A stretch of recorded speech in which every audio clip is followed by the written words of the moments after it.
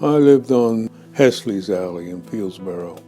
1931 and 32, that's where my parents and family abided.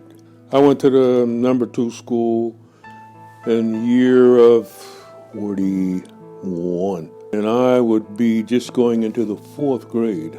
I came to the Bordentown school system from Fieldsboro.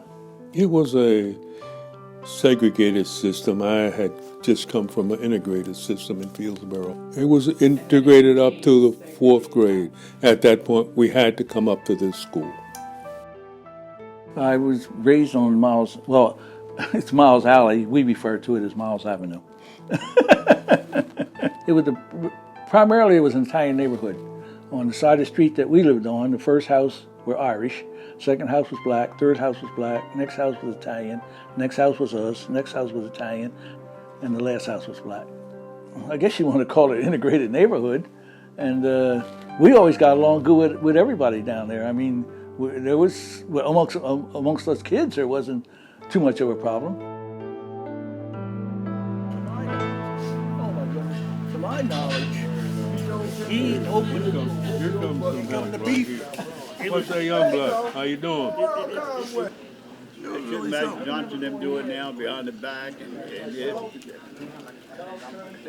Go to bed.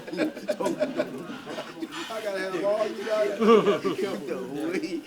Yeah, we went to number 2. Well, everybody did. So you have to Pemberton, never? Yeah, we all went to number 2.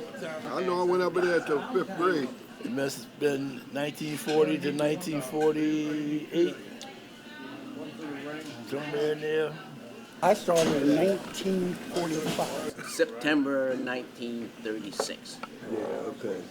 That was the year if you left Jaysburg Boys School, right? When we went to school in the morning, of course, everybody left. You know, you had to be at school at 9 o'clock. So the kids from the 3rd Ward, which was basically Irish, mostly Irish kids down there, they would walk up 2nd Street. And we would all walk up to school together. And the Italian kids, who most of them went to the Catholic school, would walk with us. The number 1 school, which was the white school, was on the corner. The white kids, and then we would walk down the street to the black school. When we came out of school, on many occasions, and I would say on most occasions, most of the kids the white kids from the school were on the corner waiting for us to get down there.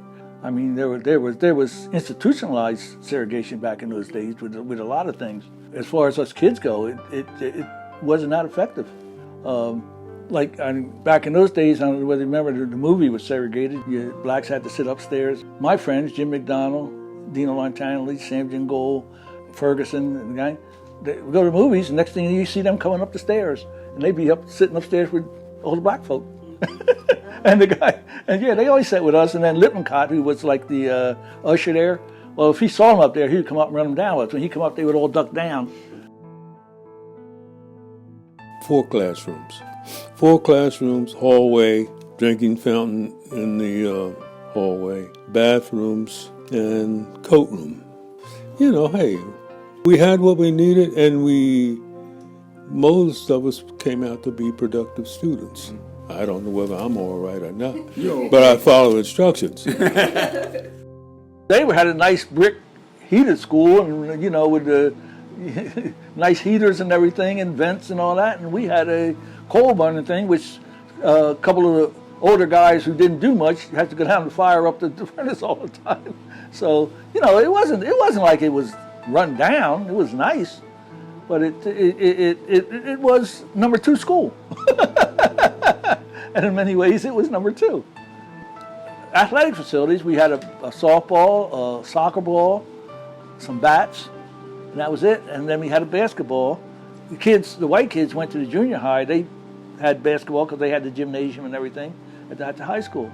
And we played out back with a peach basket up on the garage. We didn't have that. There were questions a number of times about the quality of the books that we were getting there. Some of the parents questioned that. I can remember that. Miss Gibson was my teacher, all black teachers. Our teachers were, I would say, certainly devoted people. They took the students' interests very much at heart. I can't say that, you know, maybe some other teacher might have did better or less, but I would say they taught me well. They taught me well. Maybe they What they had was not equivalent to what someone else might have had, but they did well with what they had. I would not deny that in the least. Those teachers taught there for 2 or 3 generations and never have so many owed so much to so few. And that was the way I characterized it, and that's the way I feel about it, because they did, and they were dedicated. I was in love with Miss Watkins, though. I used to do them blackboards every day. She taught me, she spent a lot of time, extra time with me after school. And she taught me how to read. I became a very good reader. She was a wonderful teacher. We had good teachers back here.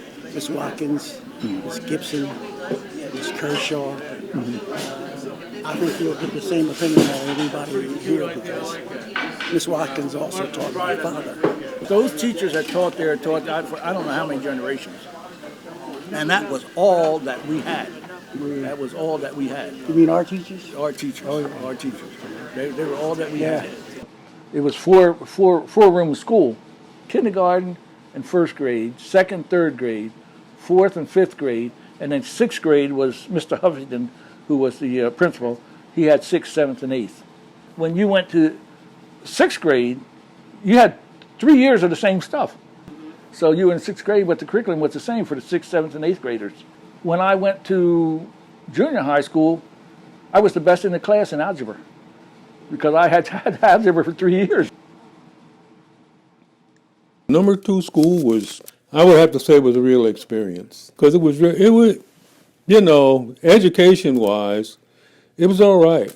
I didn't find an awful lot of problem or negatives with it, but to me, it was more of a life experience. After graduation from number 2 school, we then went into high school, which was freshman year.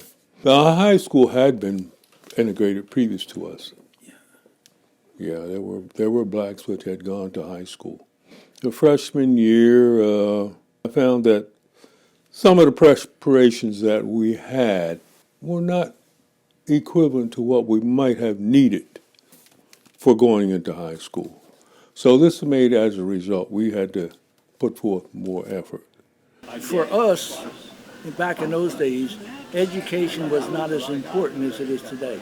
A lot of people never felt like they were going to go anyplace, so many of them just stayed in school till they were 16, and they would leave. They would go to work and things like that, because by the time we got to high school, there was only 3 of us left. And when I was in 8th grade, that's when they integrated the junior high school. See, the way it was, number 1 school used to go from, that was the white school, would go from kindergarten through 6th grade. 7th and 8th grade would go to junior high at the high school. But we didn't. We went from kindergarten through 8th grade at number 2 school. And then when they first began the integration, they integrated the 7th and 8th grade first. And I was with the first class, 8th grade class, that went to the junior high school. I graduated from high school in the year of 50 in June. I graduated. That January, dear friend of mine, Earl Conaway, we decided to join the military. This was during the time when segregation was starting to break down in the military. However, there was still a lot of segregation which was taking place. I never knew that there was so much hate and animosity in the world until I left Bordentown. You know, even back in those days when things were segregated, you know, like the movie theater was segregated, you still could live with each other. You know, even as bad as segregation was, we still managed to get along with other people. You know? But the town hasn't changed. It's still a unique town.